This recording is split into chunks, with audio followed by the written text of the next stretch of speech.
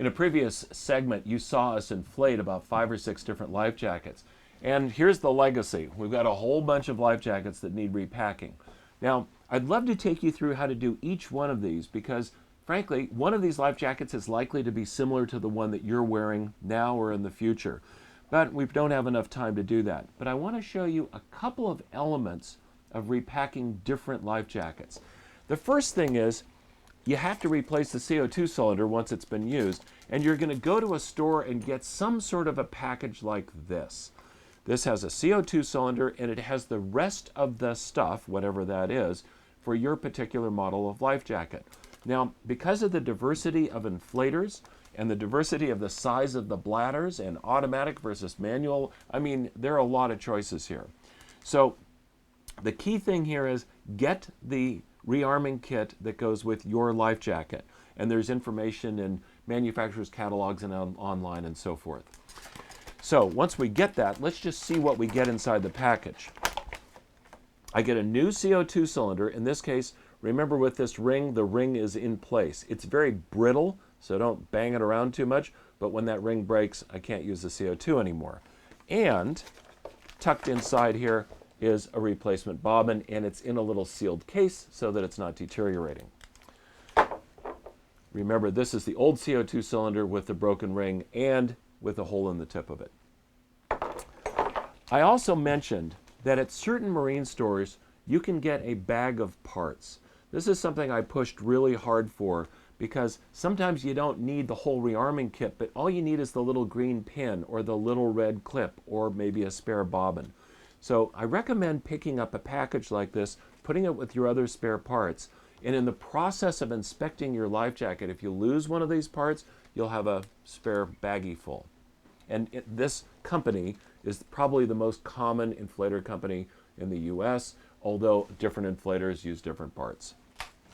Okay, so now let's look. This was the belt pack, and I just want to make a couple of comments about it. First, this does use a different inflator. This is a German inflator by a company called Secumar. And it's important to see that, remember it used to be red, green here before I used it, now it's bright red. I have to pull this little tab down and rotate, again, a quarter turn, remove the CO2 cylinder, and you can't see that there's a hole in there. It's got a plastic cap over it, but I can see it's red, needs to be replaced. Okay? The other thing I wanted to point out about this particular design is it's really nice that they've got silkscreen here that tells you how to repack it. These belt packs are especially tough. There are just a lot of ways that you could put it back into its container. But it tells you, number 1, fold under. Number 2, do something else. Number 3, do something else. Really, really handy. Okay, enough for the belt pack.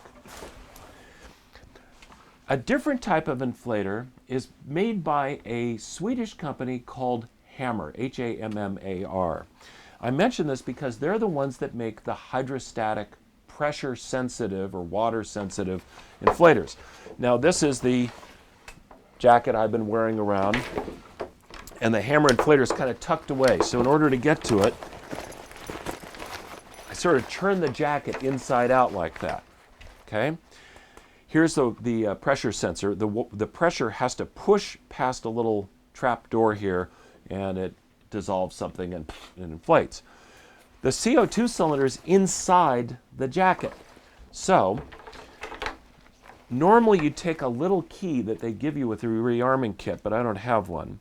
But what I'm going to do is turn these two pieces past each other, this locking ring and the body. Watch what happens. I turn it, the whole mechanism comes off. And now,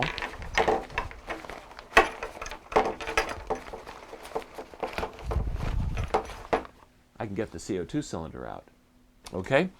There's one other thing I want to show you. The CO2 cylinder cannot be removed from this black cap.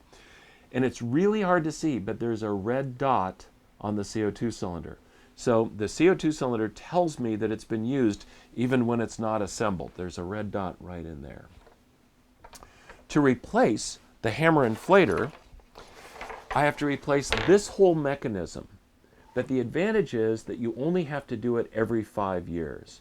And there's a date code printed right on the inflator that tells me when it's due to be replaced. And one final thing, we've showed you this before, but there's the red dot, and the red dot indicates this is no longer good. So, I hope that gives you some basic ideas on rearming these devices. You've got multiple manufacturers and you've got multiple sizes of cylinders, but it can be done. And it's vital that you buy the rearming kits before you head off to sea, because if one of these goes off when you're underway, you need a means of rearming it, not just refolding it.